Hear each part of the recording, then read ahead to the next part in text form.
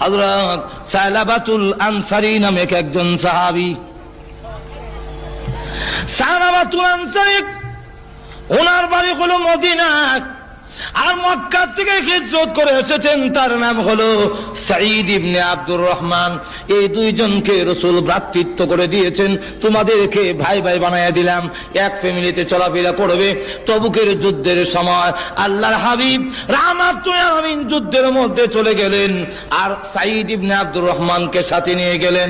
সালাবাতুল আনসারী রাদিয়াল্লাহু আনহু ওনার ফ্যামিলির দায়িত্ব গ্রহণ করে নিল, কিন্তু যুদ্ধে যাওয়ার পরে শয়তান প্ররোচনা দিয়ে সালাবাতুল আনসারীর সামনে তুলে ধরা হলো,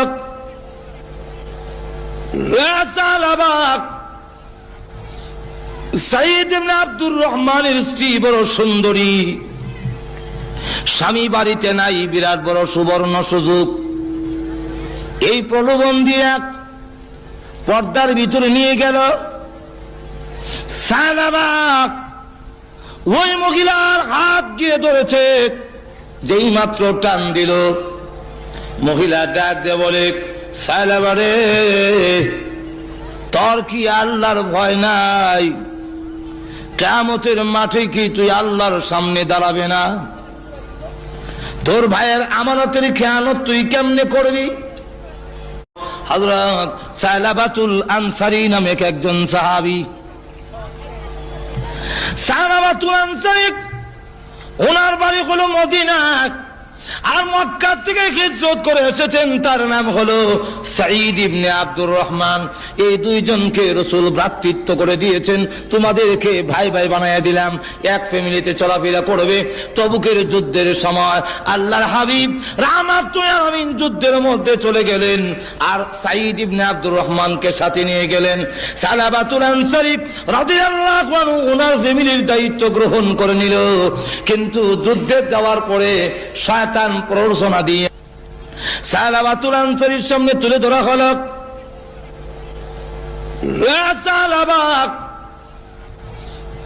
সাঈদ ইবনে আব্দুর রহমানের স্ত্রী বড় সুন্দরী, স্বামী বাড়িতে নাই, বিরাট বড় সুবর্ণ সুযোগ।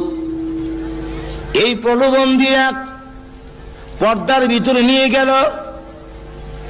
সালাবা ওই মহিলার হাত গিয়ে ধরেছে, যেই মাত্র টান দিল, মহিলা ডাক দিয়ে বলে, সালাবা রে, তোর কি আল্লাহর ভয় নাই?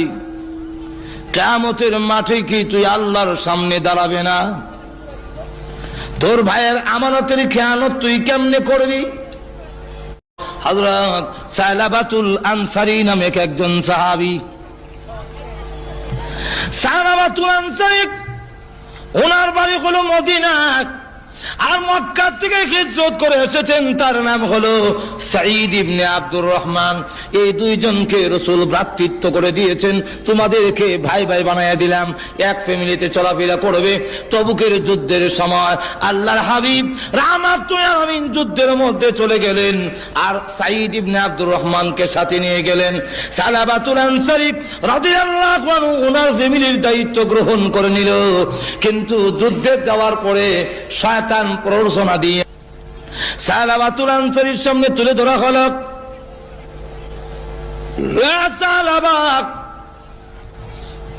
সাঈদ ইবনে আব্দুর রহমানের স্ত্রী বড় সুন্দরী, স্বামী বাড়িতে নাই, বিরাট বড় সুবর্ণ সুযোগ। এই প্রলোভন দিয়ে পর্দার ভিতরে নিয়ে গেল।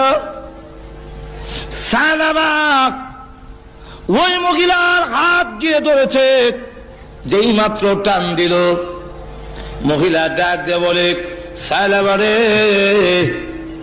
তোর কি আল্লাহর ভয় নাই? কিয়ামতের মাঠে কি তুই আল্লাহর সামনে দাঁড়াবে না? তোর ভাইয়ের আমানতের খেয়ানত তুই কেমনে করবি? হযরত সালাবাতুল আনসারী নামে একজন সাহাবী।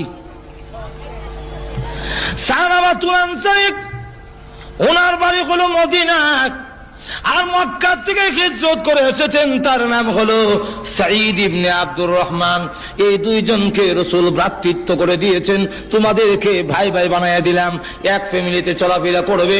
তবুকের যুদ্ধের সময় আল্লাহর হাবিব রাহমাতুল আলামিন যুদ্ধের মধ্যে চলে গেলেন, আর সাঈদ ইবনে আব্দুর রহমানকে সাথে নিয়ে গেলেন।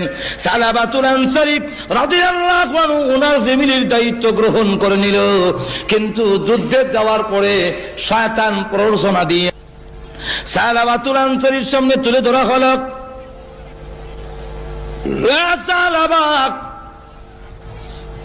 সাঈদ ইবনে আব্দুর রহমানের স্ত্রী বড় সুন্দরী, স্বামী বাড়িতে নাই, বিরাট বড় সুবর্ণ সুযোগ। এই প্রলোভন দিয়ে পর্দার ভিতরে নিয়ে গেল। সালাবা ওই মহিলার হাত গিয়ে ধরেছে, যেই মাত্র টান দিল, মহিলা ডাক দিয়ে বলে, সালাবা রে, তোর কি আল্লাহর ভয় নাই? কিয়ামতের মাঠে কি তুই আল্লাহর সামনে দাঁড়াবে না? তোর ভাইয়ের আমানতের খেয়ানত তুই কেমনে করবি? হযরত সালাবাতুল আনসারী নামে একজন সাহাবী, সালাবাতুল আনসারী, ওনার বাড়ি হলো মদিনা, আর মক্কা থেকে হিজরত করে এসেছেন, তার নাম হলো সাঈদ ইবনে আব্দুর রহমান। এই দুইজনকে রাসূল ভ্রাতৃত্ব করে দিয়েছেন, তোমাদেরকে ভাই ভাই বানায়া দিলাম, এক ফ্যামিলিতে চলাফেরা করবে। তবুকের যুদ্ধের সময় আল্লাহর হাবিব রাহমাতুল আলামিন যুদ্ধের মধ্যে চলে গেলেন, আর সাঈদ ইবনে আব্দুর রহমানকে সাথে নিয়ে গেলেন। সালাবাতুল আনসারী রাদিয়াল্লাহু আনহু ওনার ফ্যামিলির দায়িত্ব গ্রহণ করে নিল।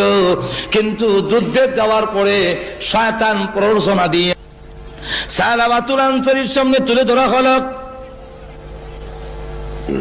সালাবা, সাঈদ ইবনে আব্দুর রহমানের স্ত্রী বড় সুন্দরী, স্বামী বাড়িতে নাই, বিরাট বড় সুবর্ণ সুযোগ। এই প্রলোভন দিয়ে পর্দার ভিতরে নিয়ে গেল। সালাবা ওই মহিলার হাত গিয়ে ধরেছে, যেই মাত্র টান দিল, মহিলা ডাক দিয়ে বলে, সালাবা রে, তোর কি আল্লাহর ভয় নাই? কিয়ামতের মাঠে কি তুই আল্লাহর সামনে দাঁড়াবে না?